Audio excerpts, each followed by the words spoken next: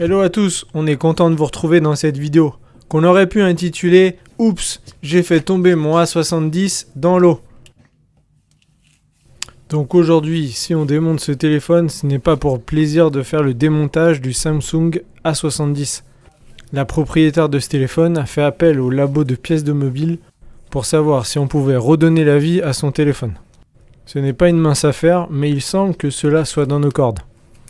Apparemment, tout porte à croire que ce serait l'écran qui aurait été la victime de cette chute dans l'eau. Mais pour savoir où les dégâts sont localisés, eh bien nous devons ouvrir ce téléphone. C'est ce qu'est en train de faire notre technicien. Il a passé ce téléphone dans le four de réparation et ainsi passé sa carte plastique pour désolidariser la vitre arrière en plastique de ce châssis. Comme les adhésifs ont assez souffert dans le démontage, il sera nécessaire de recoller cette vitre arrière en plastique avec de la colle E8000.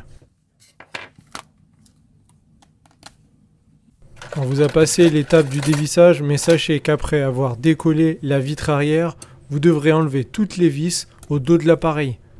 Vous n'aurez pas besoin de vous remémorer l'emplacement exact des vis puisqu'elles font tous la même taille et seront toutes à enlever avec un embout cruciforme. Autre étape indispensable dans ce démontage, vous devez enlever le tiroir SIM. Notre technicien s'est muni de l'outil d'ouverture à roulette. Il va lui permettre d'enlever le châssis en plastique de ce A70 qui est clipsé au châssis écran.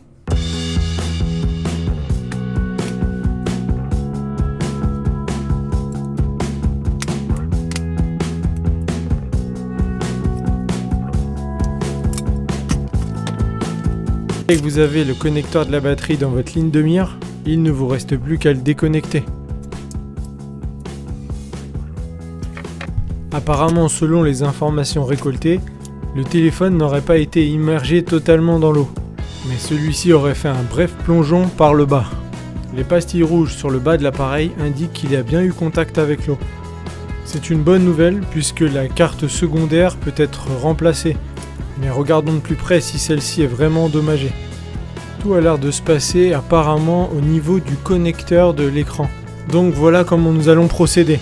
Nous allons enlever la carte PCB secondaire et regarder s'il y a d'autres éléments touchés ou oxydés.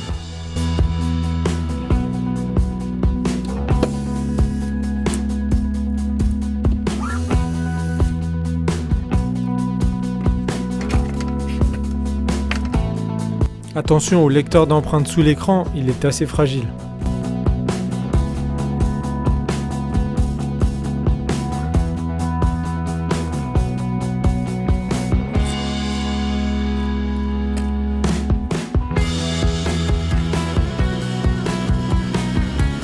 Après une analyse approfondie, il s'avère que le connecteur mâle et femelle de l'écran Super AMOLED est fortement oxydé.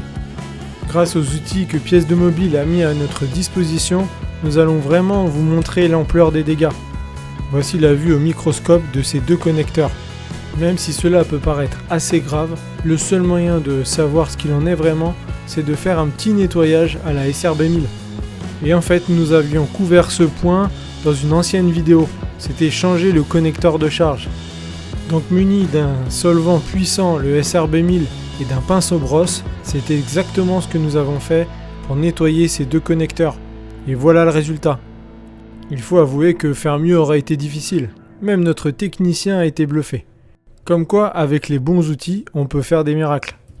Maintenant, il ne reste plus qu'à remonter ce petit monde pour voir si tout cela fonctionne.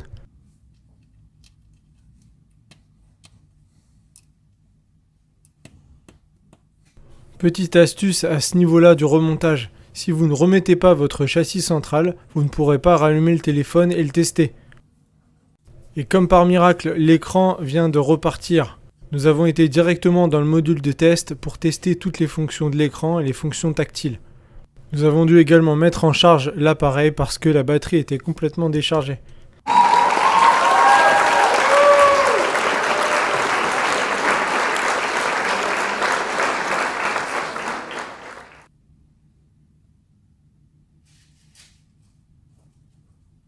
puisqu'aucun autre élément interne n'a été touché par cette chute dans l'eau et n'a été donc oxydé. Il convient donc de remonter l'intégralité du téléphone.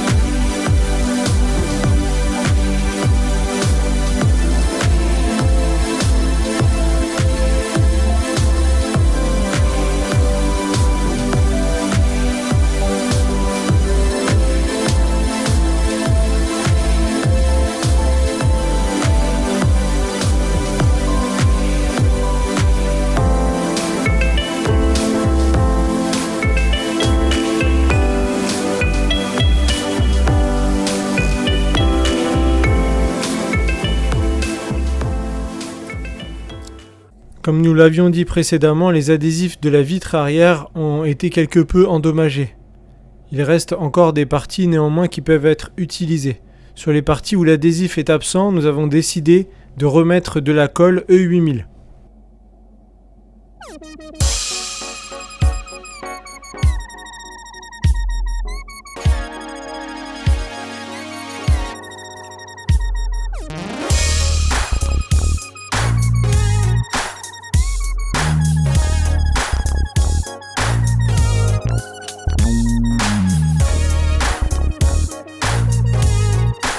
Lorsque votre colle est sec au toucher, c'est le moment idéal pour replaquer la vitre arrière à son châssis. Durant cette étape, n'hésitez pas à presser fortement sur les bords de la vitre. De ce fait, celle-ci adhérera comme il faut sur le châssis. Et voilà, c'est tout pour cette vidéo. Le A70 tombé dans l'eau a été ressuscité. Même si c'est pas toujours le cas des téléphones tombés dans l'eau. On vous met tous les produits et les outils qu'on a utilisés dans cette vidéo dans la description. Et si vous avez des questions, n'hésitez pas à les laisser dans les commentaires. N'hésitez pas à vous abonner à la chaîne. Qui sait, peut-être un jour, c'est votre téléphone qui aura besoin d'être ressuscité.